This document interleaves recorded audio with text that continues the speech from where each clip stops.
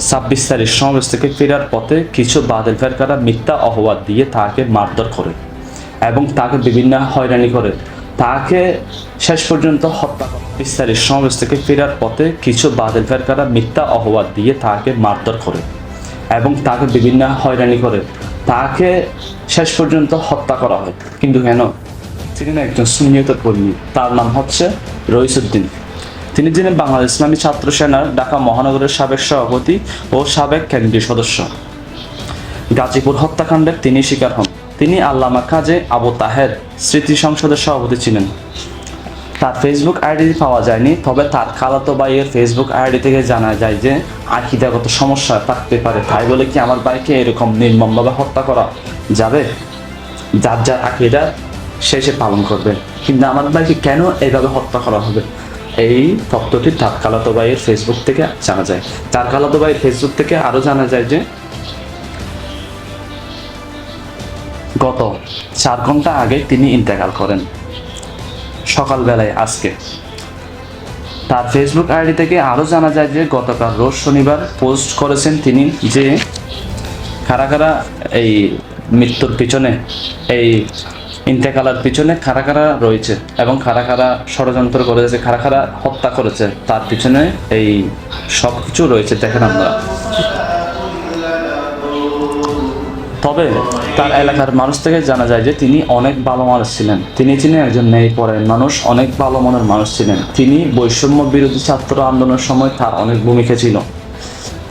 এবং আরও জানা যায় যে আর নয় প্রতিবাদ, এখন হবে প্রতিরোধ। ঘটনা পুরো বিচার করে জাতীয়ভাবে আনার ব্যবস্থা গ্রহণ করুন। প্রতিবাদ এবং বিচারের দাবি জানাতে হবে। সকলেই তীব্র নিন্দা প্রতিবাদ জানায়। তাহলে তার হত্যাকাণ্ডের সঠিক বিচার চাই। তিনি ছিলেন একজন সুন্নিয়তের কর্মী। এই নির্মম হত্যাকাণ্ডের অবশ্যই বিচার। জাতি হিসেবে আসলে লজ্জিত।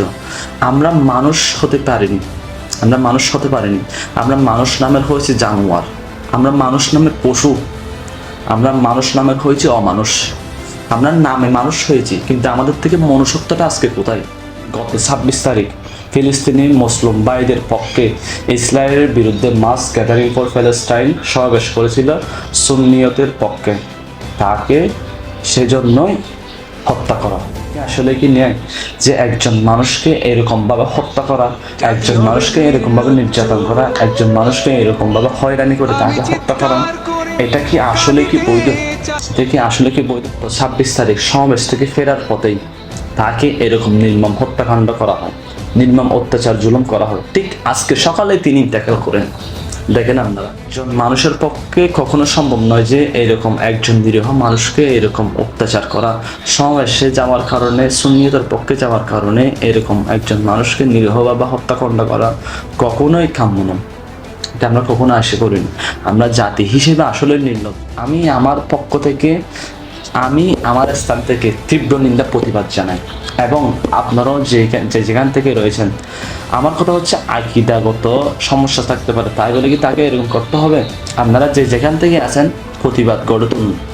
আর কত এরকম হত্যা, আর কত এরকম জুলুম, আর কত এরকম নির্মম অত্যাচার, একের পর এক হত্যা, একের পর এক জুলুম, একের পর এক নির্মম গণহত্যা, আর কত? এবার প্রতিরোধ করুন, এবার প্রতিবাদ তুলুন। এবার ঘরে ঘরে, রাস্তায় রাস্তায়, প্রতিটি মহল্লায়, প্রতিটি এলাকায়, প্রতিটি অঞ্চল, প্রতিটি জেলায়, প্রতিটি উপজেলায় আপনারা প্রতিবাদ তুলুন। আর কত এরকম গণহত্যা? এবার হোক প্রতিবাদ।